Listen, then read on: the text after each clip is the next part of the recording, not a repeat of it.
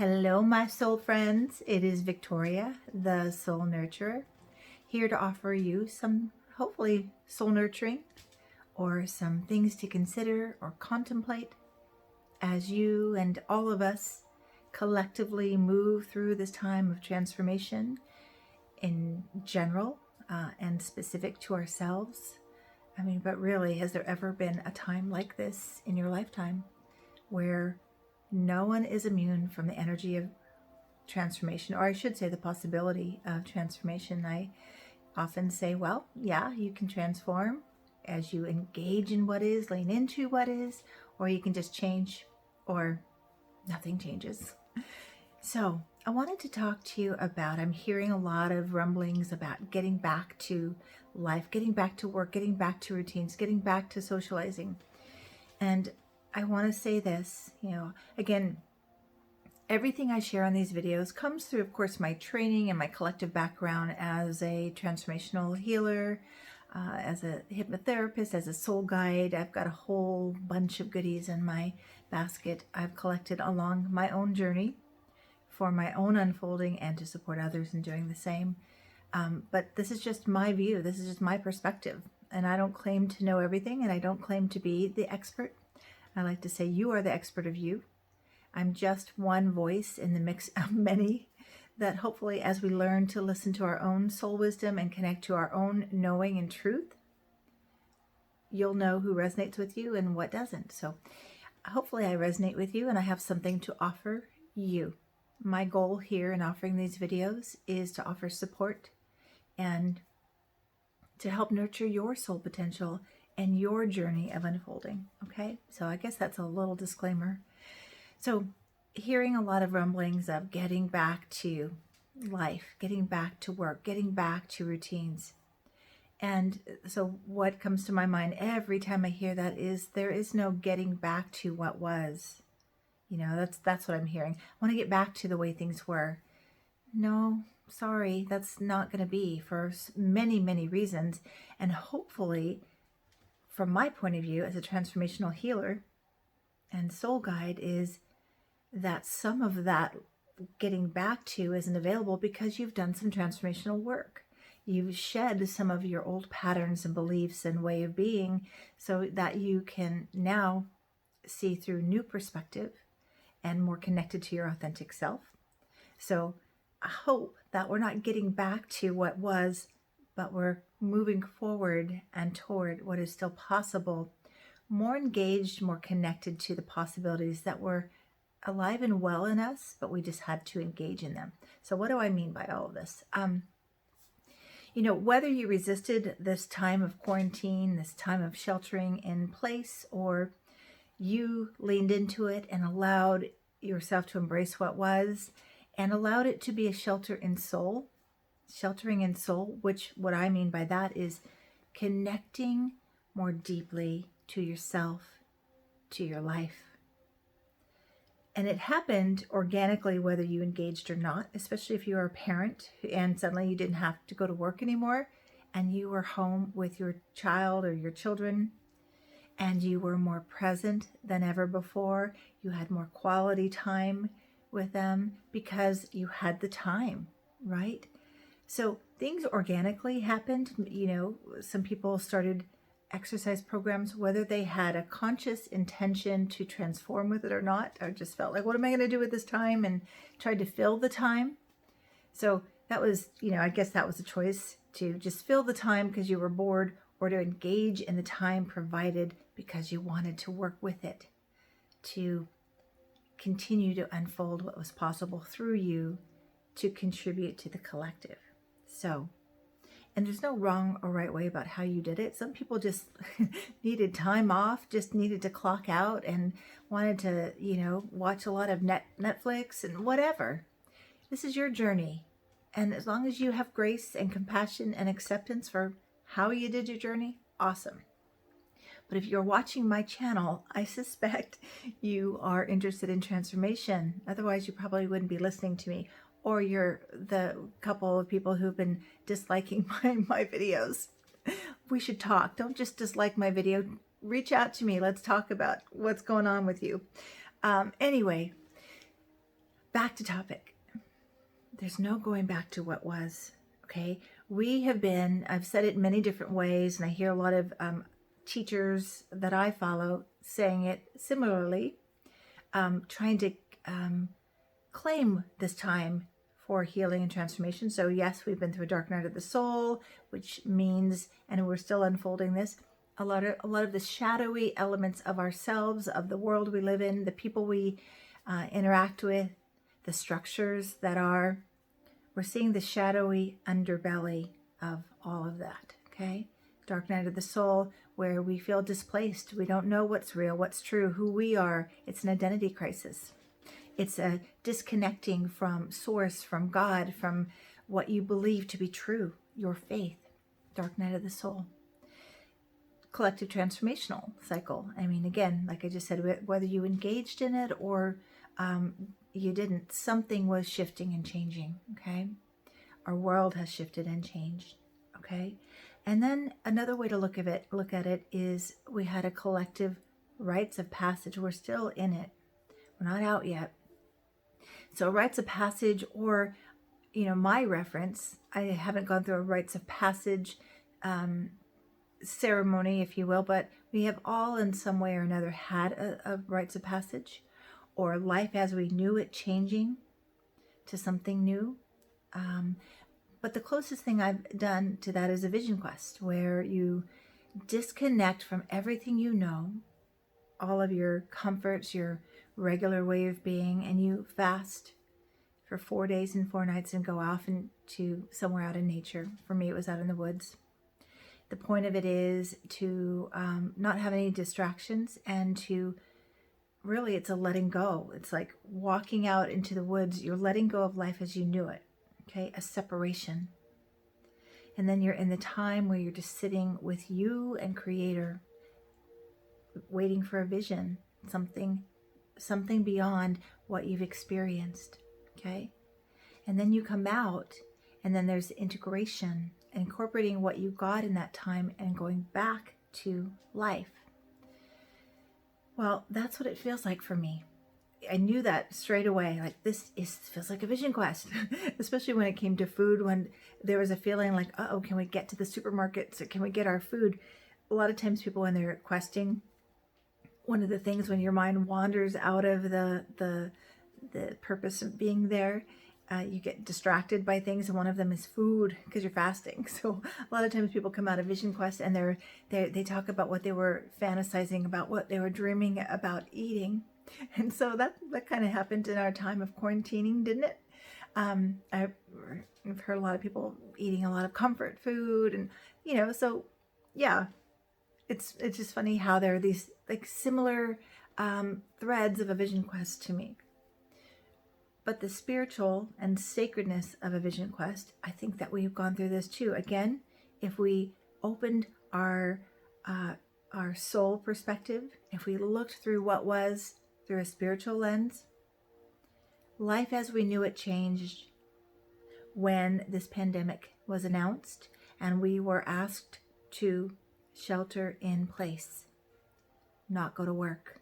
Life as we knew it changed. We were separated from everything we knew that was normal and routine. Life as we knew it. Okay, separation phase. Next phase is the liminal space we enter in, which is sitting in the yet to be. It's the transition point. We don't know yet how it's going to be or what's going to be. Things can be disoriented and kind of fuzzy. We don't know yet. And this is that ripe time to vision, to look within and ask, what do I need to shift within me to allow for the greatest possible shift in my world, in my immediate surroundings, and rippling out into the world. So, and it's very fuzzy. We don't know, but all we can do is vision and tether in to qualities and a state and a way of being that is possible. Okay. And then there's the coming out of that phase into returning. Now, returning does not mean going back to what was. Returning means, for me, seeing and being in a new way and not losing what you learned, the insights, the awarenesses, the coming back to self, maybe in some of this time of sheltering in place, engaging with your children, engaging with yourself. Maybe you had more time to journal, to pick up some of those hobbies, or allowing for creativity that maybe you didn't have space for before. Maybe you meditated more. This returning to self with a capital S, soul, right? Don't want to lose that.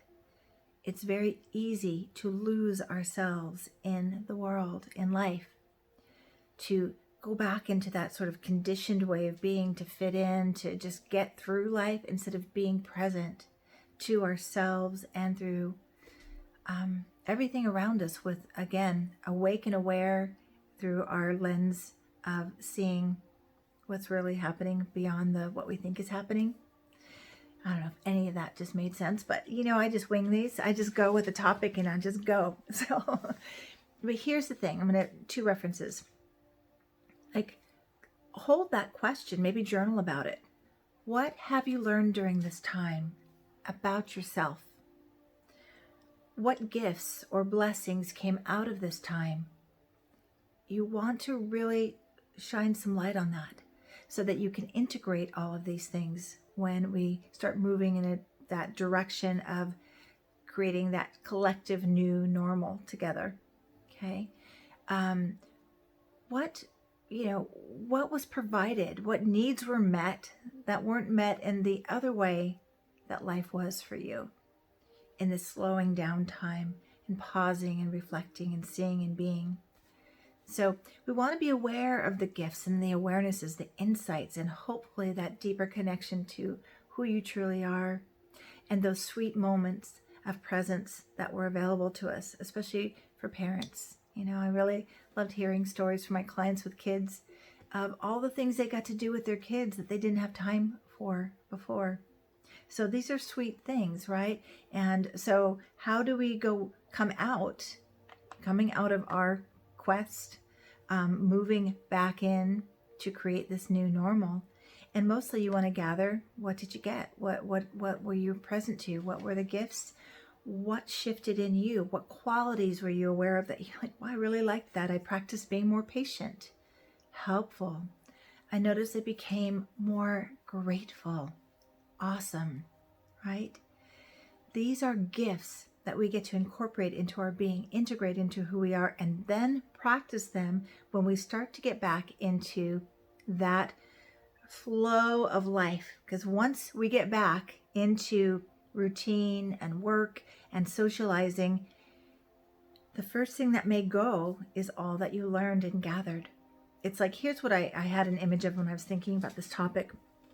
It's like we switched one switch off, like, nope, we don't go to work anymore, and we don't do that anymore. And we were present to a new way of being in the interim. What I'm hoping is that we don't just go back to flip that other switch back on when we leave this time and go back into creating from this place forward. That's the distinction. Creating from this liminal space, this in-between space forward, not just flipping the light back on to that old path, to that old way of seeing and being, and the routines and the ruts. That means we didn't learn anything. We didn't shift. We didn't transform. We didn't change. I prefer transformation over change again, but we missed the opportunity. That's what I think. So here we are coming out of, imagine you went into the woods for four days and 4 nights and fasted, and you got this great vision of what's possible. You're going to go right back to your old routine, start eating junk food again, start whatever you used to do. No, that time would be wasted, right? So what I want to say, just like coming out of a sacred time, like a vision quest, or one of those sacred moments in life that really invited you to reclaim who you truly are and to see life in a new way, to really do your best to honor that and practice sustaining that. Okay? How does that happen? Well, first, it's with conscious choice. Journaling, when I came out of, I've done a few vision quests. What I like to do is journal what I was present to in myself, who I could see myself as through this clear, open space that I valued, that I wanted to cultivate more of. Okay, so you want to gather that, be aware of that, and then be conscious about how will you implement it? How will you keep it alive and stay connected to it, right? So that may look like, yeah, just weaving it in to your new routine that as you move forward. For parents who have enjoyed the quality time with kids, maybe you schedule that more on your schedule. Just distracted time, focus with your kids. For those of us who got back into a deeper meditation practice, well, yeah, as the day gets fuller, don't let that slip away, right? Or an exercise routine. Anything that was beneficial and helpful to you during this time, you need to weave it into this new normal that we're moving towards. It's essential, right? So let's what did I want to say about this? Yeah, think about, and here's another way to think about this, or do this as an exercise or an assignment. Just take out a pad of paper. What did you used to do? Maybe you can do 3 columns. First column, the way things were, old patterns, routines, right? And identify what didn't work, what you didn't like, right? And what changed, maybe 4 columns, what changed, what you became present to as a different choice during this time of sheltering in space. In space, I always say that, in place. That I go way out when I think about these things. I'm in space. Sheltering in soul, that other view of connected to soul awareness. So what wasn't working, and what did you notice was arriving or arising during your time of being more present to yourself? And it may be that you didn't make the choice, so have grace and acceptance. Like maybe like, oh yeah, now I can start exercising or meditating or eating healthier. And you didn't, that's okay. You still have the awareness. How would you implement it now? Okay. So then we want to look at what will that look like back into a routine that's a bit busier. When the river of life starts to pull us and it's getting faster and faster, what do you want to have with you that you're practicing, so that again you can be in your life in a new way? Okay, so here's one of my tools for this. When you are practicing new patterns and behaviors or beliefs, and it again, practice is how we learn. We have to really practice consistently.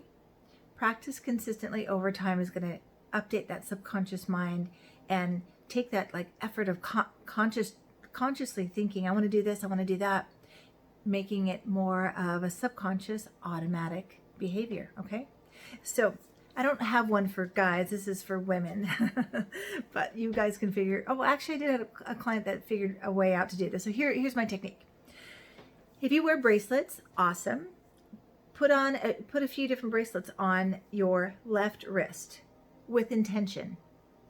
One bracelet is my meditation bracelet. Next bracelet, maybe it's drinking 8 glasses of water. Maybe my next bracelet is doing some movement of some kind. Okay, you get the idea. So the things that you want to practice in, the self-care habits that you want to practice in. Okay, and then when you do that thing, you move that bracelet. So I meditated this morning, move that bracelet from my left wrist, which I think of as the conscious awareness. I consciously chose to do that. And then you put it on your right wrist, okay? For all the things you've identified and set intention for, right? Right? Now, at the end of the day, you look at your right wrist, you don't have any bracelets over there. It's okay. Get busy. Do what you can do. Do a 5-minute meditation. Do 10 minutes of movement. Drink some water. Whatever your conscious choices that you set intention for, that you wanted to pattern in, by practicing, do them and then move them over to your right wrist. Now do this every day for a while. There's that 21 days to really engage that habit, new pattern, or to have the subconscious mind absorb it and let it be that new way, that new reference, that new habit. Okay, so that's one little trick I have, actually a little transformational tool for you. So the client I'm remembering now, gentleman, he did it with rocks. He got, I think, 5 or 6 rocks he put on his left side of his desk with intention. These are the things I'm going to do today. And then he'd move the rocks over to the right side. And so if there were no rocks on the right side of his desk at the end of the day, he had his soul assignment to do, right? So it just brings conscious choice to the thing we want to weave into our regular way of being, which is a wonderful thing to do right now. Again, set yourself up for success. Stay connected and present to what you learned, what you cultivated, what you practiced, that you want to carry forward with you, so that we're not going backwards, we're going forward to new possibilities, new ways of being, and harvesting the gifts from this time, the blessings from this time. Okay? I think that's all I wanted to say about this, just consciously integrating what you got from this. And really, the other thing I'd say is, the other thing that's similar, this is similar to, is my husband runs rites of passages for young men. And I would help with the parents because, these young men, these boys coming out as young men, going home into the same patterns and situation, they're going to revert right back to who they were before they did this sacred work. So it's important to communicate to our loved ones, our spouses, even our kids and our friends. This is where I want to practice from now. And even I call it getting current with each other.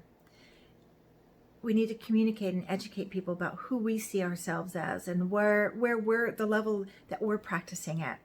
So that might look like a conversation of, remember how I used to do blah, blah, blah? I choose this now, and I choose to see myself this way. And when I'm in integrity with my soul, these are some of the things I want to do. And so I will invite you to see me in that place. I invite you to see me this way and to be current with me. And maybe you can even have an ally with them. If you see me slipping back into some of my old patterns, those old unconscious patterns from the past, I don't want to go backwards. I want to go forward. Just, have a code word. Call me back to self by saying something. There's a practice of having a code word that you don't have to say to the person, you're doing that thing again. You just say the code word. And then it's supposed to bring you back to consciousness so that you can choose differently. For any of you who saw the movie, this is my reference to get a simple understanding of it. I think it was Meet the Fockers or Meet the Fockers, where Robert De Niro and, I don't remember his wife, the actress's name who played his wife, but she would say, I think it was, I'm not remembering it, but cuddle something. I don't remember what it was, but she would say this code word, and the point of it was, call yourself back. You are doing that thing you're not supposed to be doing right now, so do something different.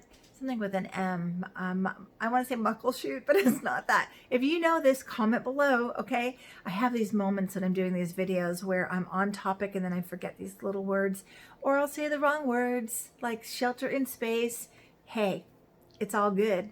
I'm bringing what I have in the way that I have to bring it, perfectly imperfect, and that's how I roll. So come up with a code word and then teach your friends, your partner, and say, when you notice me reverting back to what was, call me forward to this present moment so I can choose something going forward, okay? Going forward, growing forward, and taking the blessings from this opportunity, this time of our collective rites of passage, our collective time out, which to me is what, we could look at it as, we were on punished time out, or wow, this was sacred time. And for me, anything we do with purpose and intention aligned with our highest possibilities is sacred work. So sustain the sacred work that you just did as you go into life as it's becoming and unfolding. And weave in these strands of awarenesses and intentions and the gifts you learned, and strategize, make a plan, make a schedule if that's how you need to practice this in, for meeting the needs that were met organically, like presence with your kids, presence to yourself, better self-care, whatever was available to you during this time that you want to sustain and maintain and let it be part of your new normal. Okay, thanks for listening, and I hope this offered something helpful. Please comment below, share with your friends, and if you're gonna not like this video, please tell me why. And I've been told and coached, don't pay attention to people who, there will be people who don't like what you have to offer no matter what. That's okay. Just move along, okay? I'm not for everyone. My message isn't for everyone, but I hope that I am helping some of you out there. So subscribe to this channel if you haven't already. Click on the bell so that you'll be notified when I have an upload. And just take good care of yourself and nurture your soul potential. Truly, I believe, more than anything, that's why we're all here. As we nurture our soul potential, we have more to contribute to the highest and collective good for all. That's a big part of my mission. All right, take good care. Until next time.